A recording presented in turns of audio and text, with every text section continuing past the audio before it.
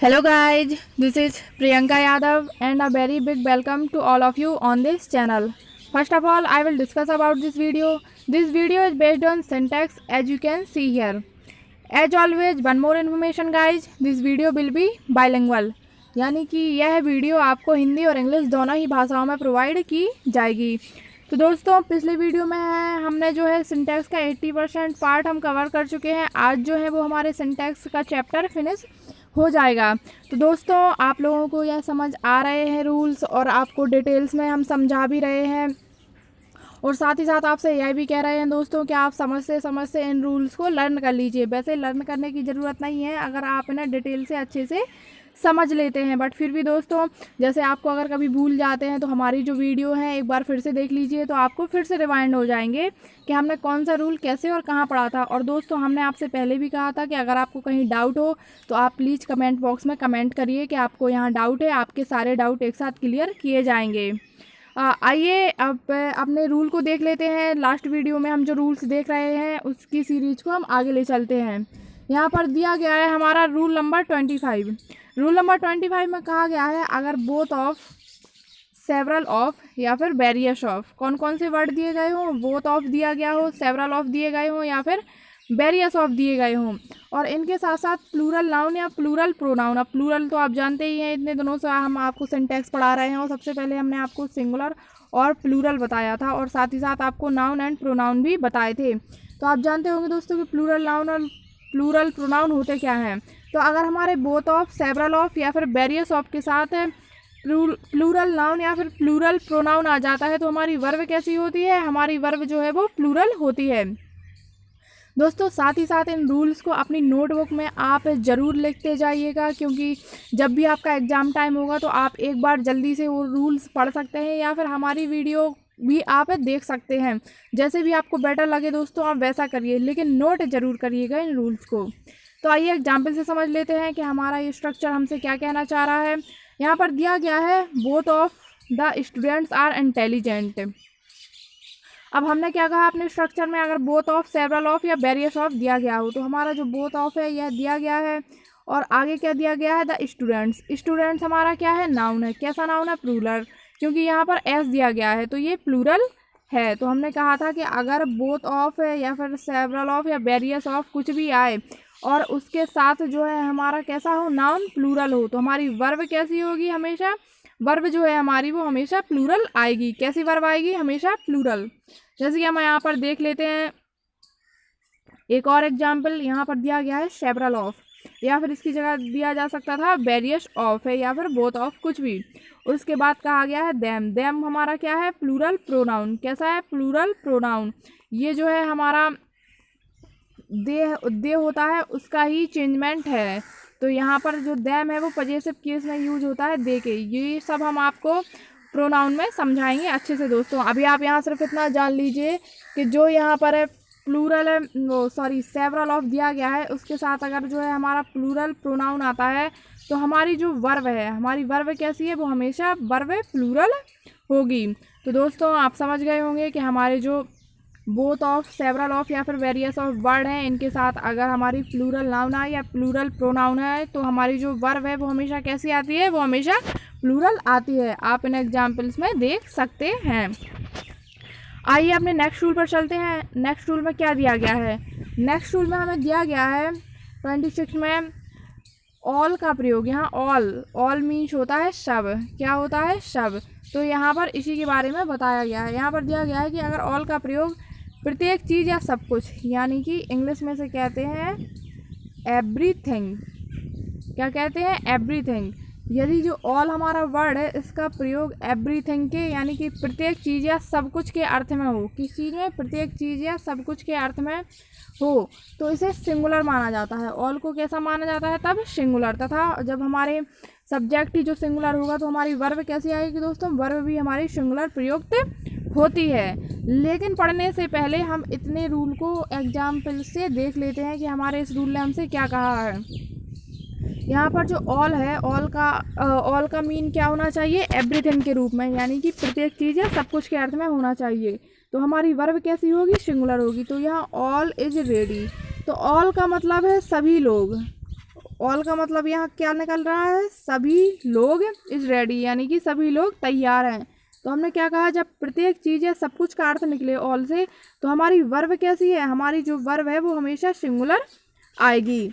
अब अपना ये पढ़ लेते हैं, लेकिन ऑल का प्रयोग व्यक्तियों और वस्तुओं की संख्या का बोध कराने के लिए हो। किसके लिए हो, अभी तो हमने पढ़ा कि ऑल का प्रयोग अगर एवरीथिंग के यानी कि प्रत्येक चीज़ या सब कुछ के अर्थ में हो तो इसे सिंगुलर मान लिया जाता है, और जो हमारी वर्ब है वो भी सिंगुलर आती है।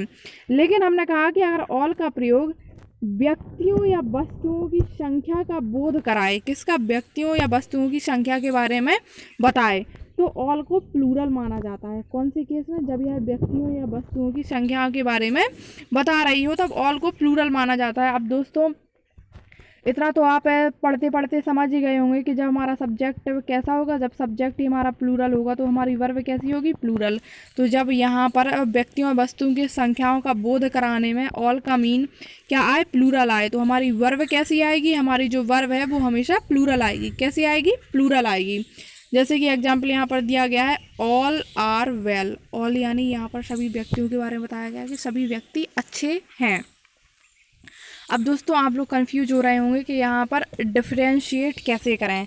जब हमने कहा कि ऑल का प्रयोग सब कुछ के अर्थ में हो, यानी हमने यहाँ पर कह दिया सब कुछ तैयार है, तो जब आपको एक टेंस पढ़ने से, सेंटेंस पढ़ने से समझ नहीं आएगा, मान के चलिए आपको कोई एक पैराग्राफ में स्टोरी दी गई हो तो वहाँ पर आप इसका मीन अच्छे से समझ सकते हैं। यहाँ पर हमने आपको सिर्फ एग्जाम्पल के लिए दिया है। यहाँ पर हमने कहा था ऑल इज रेडी, यानी सब कुछ तैयार है। तो हमने क्या कहा था, जब सब कुछ या प्रत्येक चीज़ के अर्थ में आए तो हमारी वर्ब सिंगुलर आती है। और हम यहाँ पर देख लेते हैं, यहाँ पर लिखा है ऑल आर वेल। अगर हम कहते हैं कि जो ऑल की बात अगर यहाँ सभी लोगों के सेंस में की गई है, किसके, सभी लोगों के सेंस में की गई है, तो हमारी वर्ब कैसी आएगी, वर्ब जो है वो हमारी प्लूरल आएगी। कैसी आएगी, हमारी वर्ब हमेशा प्लूरल आएगी।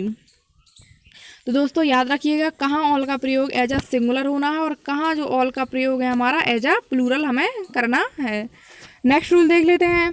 नेक्स्ट रूल में दिया गया है little, a little, the little या फिर मच। अब इन सब का मीन पहले होता क्या है, लिटिल का मतलब होता है यानी कि ना कुछ के बराबर, यानी कि बहुत ही सूक्ष्म मात्रा में, या फिर ना के बराबर। जैसे कोई चीज़ है तो वो ना के बराबर हो तो उसे हम कहते हैं लिटिल। आ लिटिल का मीन्स होता है जैसे कि मान के चलिए थोड़ी मात्रा में कोई चीज़ होना, कितना, थोड़ी मात्रा में, जितना हमें समझ आ जाए। हम कहते हैं द लिटिल। द लिटिल यानी कि पर्याप्त मात्रा में कोई चीज़ का होना, किसी चीज़ के बारे में पर्याप्तता की बात की गई है। मच यहाँ पर हो गया।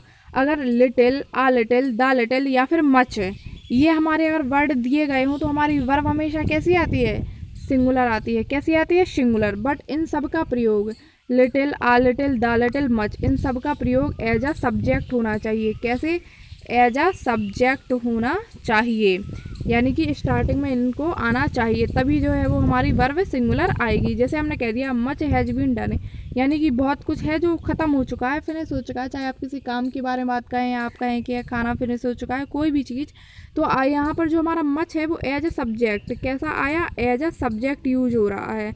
तो हमारी जो वर्ब होगी वो वर्ब कैसी होगी, सिंगुलर होगी। कैसी होगी, हमने पहले भी बताया कि हमारी वर्ब है जो वो फिर सिंगुलर मानी जाएगी। लेकिन अगर मान के चलिए इन सब का प्रयोग एज अ सब्जेक्ट नहीं होता है, मान के चलिए जैसे हम कोई सेंटेंस ले लेते हैं, जैसे हमने कह दिया, हाँ सॉरी गाइज, जैसे हमने यहाँ पर कह दिया कि he is uh little boy, यानी बॉय एक छोटा लड़का है। तो यहाँ पर जो वर्ब है वो लिटिल के अकॉर्डिंग नहीं आई है, वो हमारे सब्जेक्ट ही के अकॉर्डिंग आई है, क्योंकि यहाँ पर जो हमारा लिटिल है वो एज अ सब्जेक्ट वर्क नहीं कर रहा है। कैसा, एज अ सब्जेक्ट वो वर्क नहीं कर रहा है। तो दोस्तों याद रखिए जब ये सारे शब्द हमारे एज अ सब्जेक्ट आए तब हम सिंगुलर वर्ब का यूज करते हैं। आइए नेक्स्ट रूल देख लेते हैं। नेक्स्ट रूल में दिया गया है यदि दो सब्जेक्ट, कैसे दो सब्जेक्ट, जैसे हमने कह दिया राम, राम हमारा एक सब्जेक्ट हो गया। हमने कह दिया सीता, क्या कह दिया, सीता हमारा दूसरा सब्जेक्ट हो गया। हमने कह दिया कि हमारे जो राम हैं और जो सीता हैं वो हमारे अलग अलग दो सब्जेक्ट हो गए। तो हमें कहा गया है यदि दो सब्जेक्ट एज वेल एज से जुड़कर, यानी हमारे ये अलग अलग सब्जेक्ट है ये किससे जुड़े होने चाहिए, एज वेल एज से ये जुड़े हों आपस में। तो आगे रूल क्या कहता है, यदि दो सब्जेक्ट एज वेल एज से जुड़कर सेंटेंस के सब्जेक्ट के रूप में प्रयुक्त हों, किसके एज ए सब्जेक्ट ये यूज हों, तो वर्ब जो है वो हमारे पहले सब्जेक्ट के अकॉर्डिंग आएगी। कैसे, जैसे कि अभी हमने आपको बताया, हमने आपसे कहा राम, हमने आपसे कहा as well as his friends है, कैसा फ्रेंड्स है।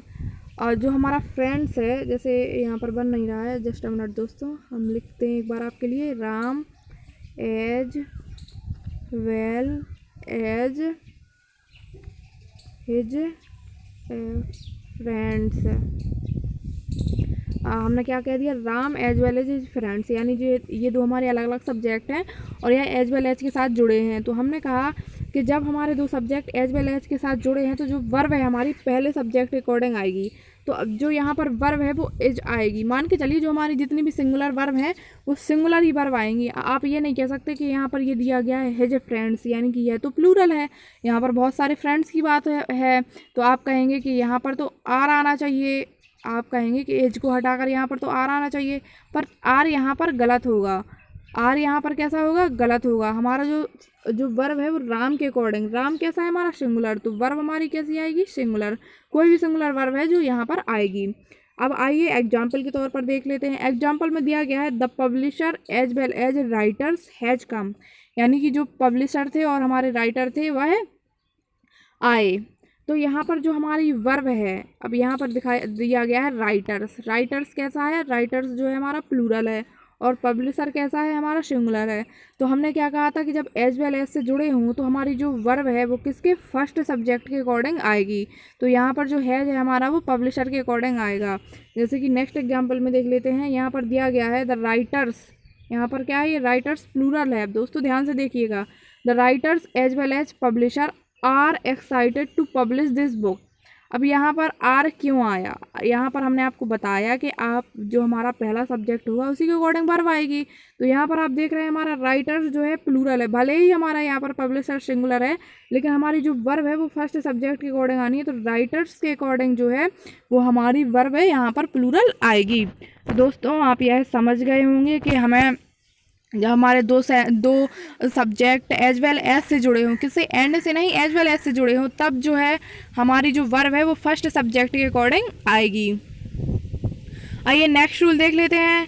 नेक्स्ट रूल यहाँ पर हमारा दिया गया है दो सब्जेक्ट, जैसे कि हमने अभी आपको एग्जाम्पल में बताया कि हमारे दो सब्जेक्ट, मान लीजिए राम सीता, या पर कुछ भी मान सकते हैं आप, जरूर नहीं है राम सीता, आप कह सकते हैं ही शी, आप कुछ भी कह सकते हैं, कोई भी नाम ले सकते हैं। तो दो सब्जेक्ट जब हमारे नाइदर नॉर, आइदर और, नॉट ओनली बट आल्सो, या फिर और, किससे और, अगर इन सब शब्दों से जुड़े हों, कौन कौन से शब्द, नाइदर नॉर, आइदर और, नॉट ओनली बट आल्सो और, अगर इन सब शब्दों से दो सब्जेक्ट जुड़े हों तो नॉर और बट आल्सो के बाद प्रयुक्त सब्जेक्ट के मुताबिक वर्ब प्रयोग होता है।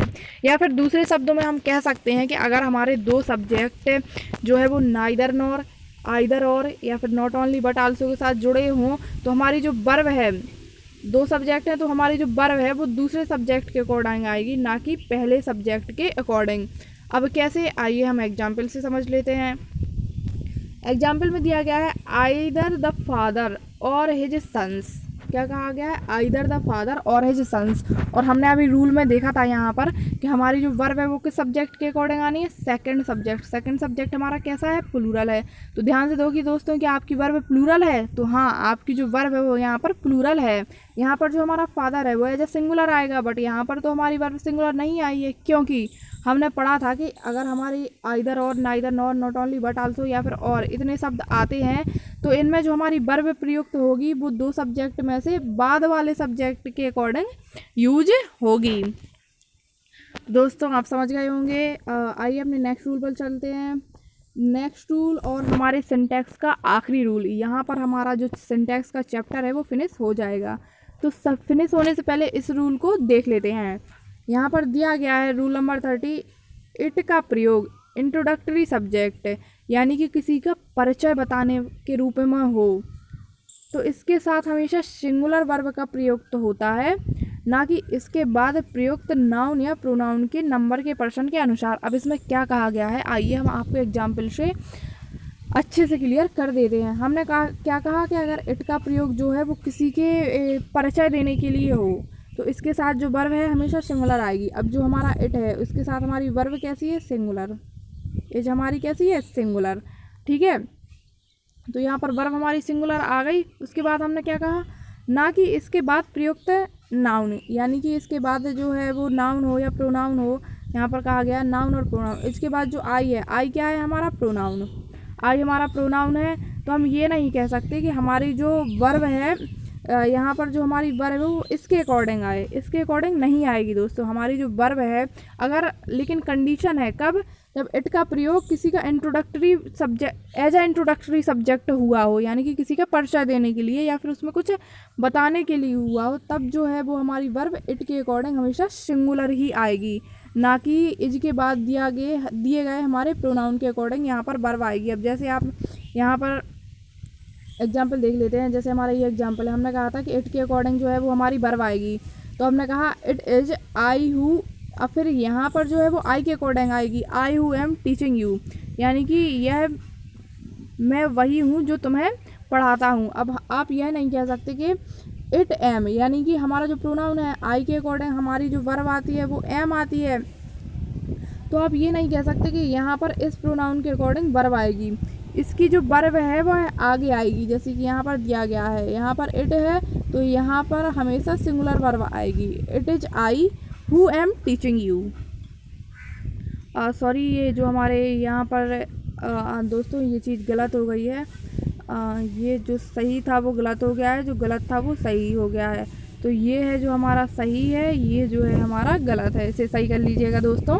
वो टाइपिंग करते हुए मिस्टेक हो गई होगी, बट आप जो हमने आपको समझाया वो आप समझ गए होंगे कि जब भी इट का प्रयोग इंट्रोडक्टरी सब्जेक्ट के लिए हो तो वर्ब हमेशा कैसी आएगी, इसके मुताबिक सिंगुलर, ना कि जो पहले प्रोनाउन दिया गया है उसके अकॉर्डिंग आएगी। तो दोस्तों यहाँ पर हमारे जो सिंटैक्स के रूल हैं वो फिनिश होते हैं। हो सकता है दोस्तों आप लोगों को ये हमारा जो सिंटैक्स यानी कि सब्जेक्ट वर्ब एग्रीमेंट वाला चैप्टर है वो अच्छे से समझ आ गया होगा, क्योंकि यह हमारे लिए बहुत यूज़फुल है। बहुत सी जगह होती हैं जहाँ पर हम वर्ब में बहुत गलतियाँ करते हैं, हमें कोई आइडिया ही नहीं लगता है दोस्तों कि हमें कैसे कहाँ हमारी वर्ब प्लेस करनी है। और जब हम टेंस पढ़ेंगे तब और अच्छे से आपको सारी चीज़ें क्लियर हो जाएंगी दोस्तों। और साथ ही साथ हमने हिंदू की वोकैबुलरी सीरीज भी स्टार्ट कर दी है दोस्तों, तो आप उसे भी देखते जाइए और इसमें भी आप हमें बताते जाइए कि आपको कहाँ समझ आ रहा है, कहाँ समझ नहीं आ रहा है। अगर आपको नहीं आ रहा है तो कमेंट बॉक्स में कमेंट कीजिए, और अगर आपको समझ आ रहा है तो अच्छी बात है दोस्तों, बट हम आपके डाउट क्लियर करेंगे जहाँ भी आपको डाउट होगा। और एक बात और दोस्तों, अगर आपको हमारे वीडियो पसंद आ रहे हों तो प्लीज़ हमारे वीडियोस को ढेर सारे लाइक दीजिए, अपने फ्रेंड्स के साथ शेयर कीजिए। जो लोग बेसिक्स इंग्लिश सीखना चाहते हैं, जिनकी इंग्लिश बेसिक से कमज़ोर है, मोस्टली लोगों में जो है वो इंग्लिश का फोबिया होता है। फोबिया यानी कि वो लोग इंग्लिश से बहुत डरते हैं कि हमें इंग्लिश कैसे आएगी। किसी भी एग्ज़ाम में आप देख लीजिए, अगर लोगों की मैथ रीजनिंग अच्छी है तो लोग इंग्लिश से जो है वो इंग्लिश से उनका कहीं ना कहीं 1-2 नंबर से उनका सिलेक्शन रुक जाता है। तो दोस्तों जिन लोगों को भी इंग्लिश की ज़रूरत है, जो लोग बेसिक से पढ़ना चाहते हैं, तो प्लीज़ उन लोगों के साथ आप हमारा ये वीडियो शेयर कीजिए। और साथ ही साथ सबसे बोलिए कि आप हमारी चैनल सब्सक्राइब करें अगर आपको पसंद आता है तो, ताकि आपको जो नोटिफिकेशन है, जो आप जब आप सब्सक्राइब के बाद हमारा बेल आइकन दबाएंगे तो आपको हमारे नोटिफिकेशन सबसे पहले मिलेंगे। Thank you so much guys.